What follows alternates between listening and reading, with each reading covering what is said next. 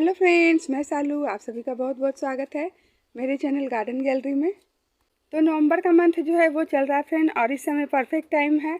हम जो चाहे गार्डन वर्क इस समय कर सकते हैं। तो ठंड जब काफ़ी ज़्यादा हो जाती है और फॉग पड़ने लगते हैं तो वो सारे गार्डन वर्क जो है आप नहीं कर पाएंगे। तो इस समय इस सुनहरे मौसम का फ़ायदा उठाइए और वो सारे गार्डन वर्क जो है अभी आप फटाफट से कर लीजिए। तो अगर आप किसी भी प्लांट की कटिंग लगाना चाहते हैं तो फटाफट से कटिंग जो है लगा लीजिए। और अगर आप इस समय रिपोर्टिंग करना चाहते हैं तो आप रिपोर्टिंग भी कर सकते हैं। रिपोर्टिंग के लिए भी अभी का जो टाइम है वो परफेक्ट है। अधिक ठंड होने पर आप रिपोर्टिंग नहीं कर सकते हैं। आपका जो प्लांट है वो ख़राब होने के चांस उसके काफ़ी ज़्यादा हो जाते हैं। और इस समय आप अगर आपके किसी भी प्लांट में सीड्स बन रहे हैं तो उसके सीड्स को अच्छे से संभाल के रख दीजिए, ताकि आने वाले टाइम में उसको इससे सीड्स से आप ढेरों प्लांट जो है वो बना सकते हैं। तो इस समय आप जो चाहे वो प्लांट की कटिंग जो है लगा सकते हैं फ्रेंड। तो मैं तो कटिंग हमेशा लगाती रहती हूँ और कटिंग करके ही मैंने इतना बड़ा गार्डन जो है रेडी किया है, जो कि अक्सर मैं आप लोग से दिखाती भी रहती हूँ। और कटिंग को किस तरह से लगाना है वो भी मैं अक्सर आप लोग से शेयर करती रहती हूँ। तो यहाँ पर आप देख सकते हैं कि एक छोटे से इस तरह के मिठाई के डब्बे में ही मैंने ढेर सारे प्लांट की अलग अलग प्लांट की कटिंग जो है लगाई है। और आप देख सकते हैं कि जितनी भी कटिंग है मेरी सब की सब लग गई है। तो इसमें ये क्रोटन प्लांट की कटिंग है, और इधर आप देख सकते हैं ये अलमंडा बुश प्लांट की कटिंग है, और इधर आप देख सकते हैं तो ये है हाइब्रिड कनेर की कटिंग, और इधर देसी वाले गुलाब की कटिंग है। इस तरह से इस छोटे से मिठाई के डब्बे में ढेर सारे प्लांट की कटिंग है और सभी कटिंग मेरी लग गई है। आप भी अगर फ्री में प्लांट जो है बनाना चाहते हैं तो आपको जो भी कटिंग लगानी है फटाफट से इस समय लगा लीजिए। तो देखिए यहाँ पर मैंने कुछ कटिंग जो है ली है। ये हाइब्रिड वाले गुड़हल प्लांट की कटिंग है जो कि मुझे मिल गई है, और इस कटिंग को मैं लगाने वाली हूँ। तो कटिंग को लगाने के लिए मैंने यहाँ पे एलोवेरा के पत्ते लिए हैं। इसी तरह से जुगाड़ करके ही मैंने अपने सारे पौधे जो हैं वो रेडी किए हैं। तो देखिए इसमें मैंने इस तरह से एलोवेरा जेल जो है सभी ब्रांच में, गुड़हल प्लांट के जितने भी ब्रांच थे सभी के नीचे इस तरह से मैंने एलोवेरा जेल जो है लगा लिया है। और ये मात्र छोटी छोटी कटिंग से भी लग जाते हैं। तो इस तरह से आप ये जो मिठाई का डब्बा देख रहे हैं तो इसी में मैं सारी कटिंग जो है वो एक एक करके दबा देती हूँ। तो इस तरह से आपको जो भी प्लांट लगाने हैं अभी फ्री में वो प्लांट अभी आप लगा सकते हैं। बहुत ही अच्छे से आपकी जो कटिंग है इस समय रेडी भी हो जाएगी। तो देखिए मैंने यहाँ पे गुड़हल प्लांट की 5 कटिंग जो है लगा दी है। इस तरह से जब भी आप कटिंग लगाएं तो 4 या 5 ज़रूर लगाएं, ताकि आपकी जो 1 या 2 कटिंग तो उसमें से ज़रूर चल जाए। और इस तरह से अच्छे से इसको मिट्टी में दबा देना है, ताकि आपकी जो कटिंग है वो हिले ना। और फिलहाल इसे हम छाया वाले जगह में ही रखेंगे। उसके बाद जब अच्छे से कटिंग हमारी सेट हो जाएगी तब इसे हमें धूप में रखना है, और इसमें पानी जो है हल्के हल्के आपको देते रहना पड़ेगा। तो इस समय आप कोलियस प्लांट को भी सेव करके रख सकते हैं, क्योंकि अधिक विंटर होने पर ये जो कोलियस का प्लांट है ये इसके ख़राब होने का चांस जो है काफ़ी ज़्यादा रहता है। तो इस समय आप कोलियस प्लांट को छोटी छोटी कटिंग से उसे लगा सकते हैं। और तो आप चाहते हैं कि आपका जो कोलियस का प्लांट है वो सालों साल तक आपके पास में इसी तरह से खूबसूरत बना रहे और आपके गार्डन में भी इसी तरह से रहे हमेशा।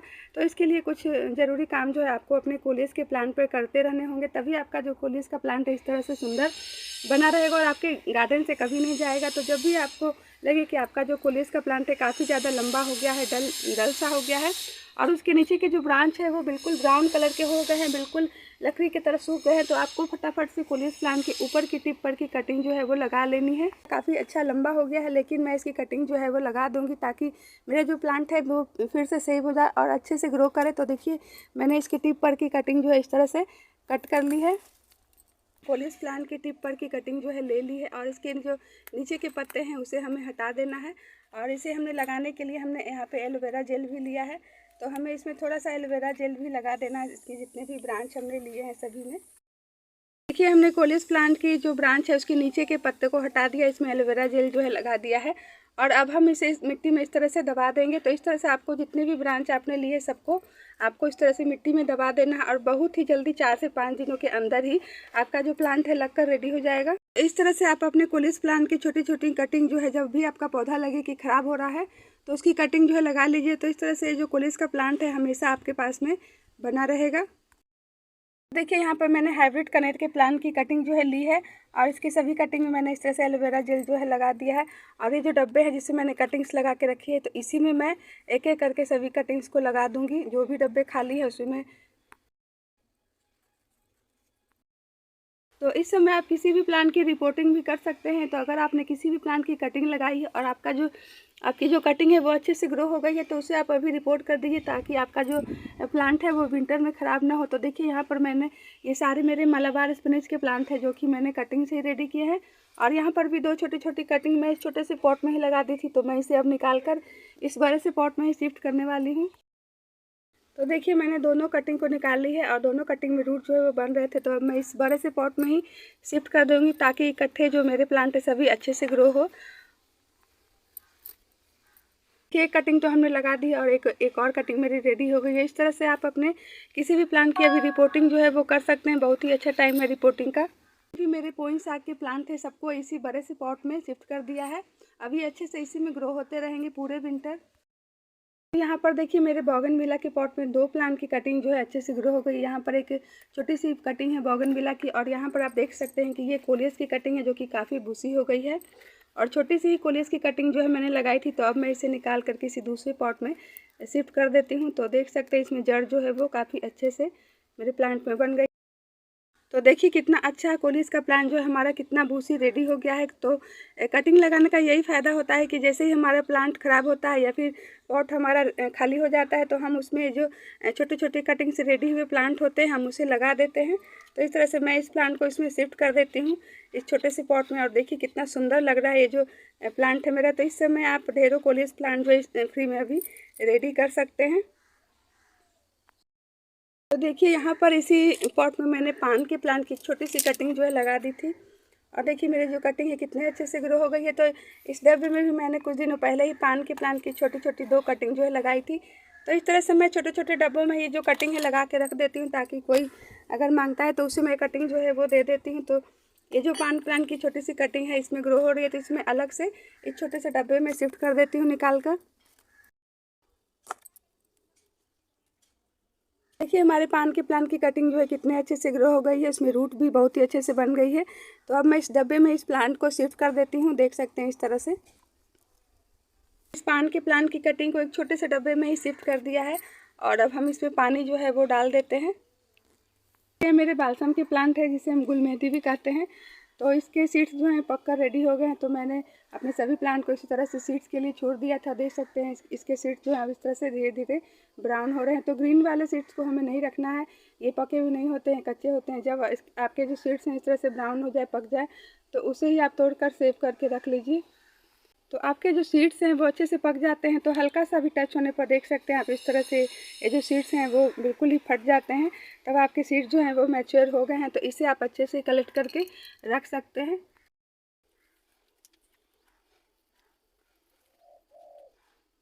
मैंने इतने सारे सीड्स जो हैं बालसम के इकट्ठा कर लिए हैं।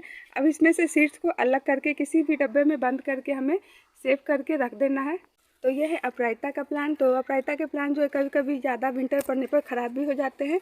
तो इसमें इस तरह से फलियाँ जो हैं इसकी सीड्स जो है वो बनते रहते हैं। लेकिन इस तरह से जो ग्रीन वाला है इस पार्ट को आपको नहीं रखना है। जब ये पक जाए, पूरी तरह से ब्राउन हो जाए, मैच्योर हो जाए, तो उसे आपको सीड्स को रख लेना है। अगर आपका प्लांट ख़राब भी हो जाए तो उस सीड से आप दोबारा प्लांट जो है वो उगा सकते हैं।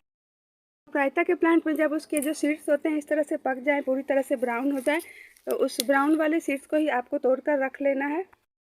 तो अपराजिता के प्लांट के सीड्स को अगर आप अभी संभाल के रख देंगे तो अगर विंटर में आपका जो प्लांट है वो ख़राब भी हो जाएगा तो इस सीड से आप नए नए प्लांट जो है वो रेडी कर सकते हैं फिर से। और ये आप देख रहे हैं इसे मुर्गा फूल या फिर कॉस्कॉम के नाम से भी जानते हैं। तो वैसे तो ये जो सारे फूलों वाले प्लांट होते हैं काफ़ी ज़्यादा हार्डी होते हैं, खुद ब खुद इसके सीड्स जो हैं गिर जाते हैं और जहाँ तहाँ निकल जाते हैं। लेकिन अगर हम इसके सीड्स को संभाल के रख लेते हैं तो कोई अगर आपसे सीड्स मांगता है तो उसे आप आसानी से दे सकते हैं। वे जो कॉस्कम के प्लांट होते हैं इसके जब फ्लावर होते हैं थोड़ा ब्राउन हो जाते हैं, पक जाते हैं, तो इसमें सीड्स जो है इसके बनने लग जाते हैं और काफ़ी छोटे छोटे साइज़ के इसके सीड्स होते हैं, बिल्कुल राई के दाने के समान ही होते हैं या फिर उससे भी छोटे छोटे इसके सीड्स जो है होते हैं। तो उसे आप अभी संभाल के रख देंगे तो आप जब चाहे इसे नए नए प्लांट जो है रेडी कर सकते हैं या फिर किसी को ये जो सीड्स है दे भी सकते हैं ताकि वो भी इसे प्लांट जो है वो रेडी कर सके। तो ये है मेरा पिंक कलर वाला कनेर का प्लांट। तो इसमें आप देखते होंगे कि इस तरह से ये जो फली के तरह से बनती रहती है इसी में इसके सीड्स भी रहते हैं। तो अगर आप इसे सीड से ग्रो करना चाहते हैं तो जब इसके सीड जो है अच्छे से पक जाए तो इसे तोड़ के रख लीजिए। इस तरह से आप ये जो कनेर का प्लांट है सीड से भी ग्रो कर सकते हैं। अगर आपके किसी भी प्लांट में सीड्स जो हैं वो रेडी हो चुके हैं, पक गए हैं, इस तरह से रेडी हो चुके हैं, तो उसे अभी आप संभाल के रख दीजिए ताकि आने वाले टाइम में अगर आपका प्लांट जो है वो ख़राब भी हो जाता है तो इस सीड से आप नए नए प्लांट जो है वो रेडी कर सकते हैं। प्लेन लिली हैं, ये अब खिलने वाले नहीं है क्योंकि ये बरसात के समय में ही खिलते हैं। तो अब आपको इनकी प्रूनिंग जो है वो ऊपर की थोड़ी थोड़ी प्रूनिंग भी आप कर सकते हैं और करके इन्हें सेव करके रख दीजिए, ताकि आपका जो प्लांट है अभी विंटर में अच्छे से चलता रहेगा। तो देखिए, हमने अपने रेन लिली के प्लांट की अच्छे से साफ़ सफाई कर दी है और इसकी प्रूनिंग भी कर दी है, ताकि इसकी जो एनर्जी है वो विंटर में ज़्यादा वेस्ट ना हो और प्लांट जो है हमारा अच्छे से सेव भी रहेगा।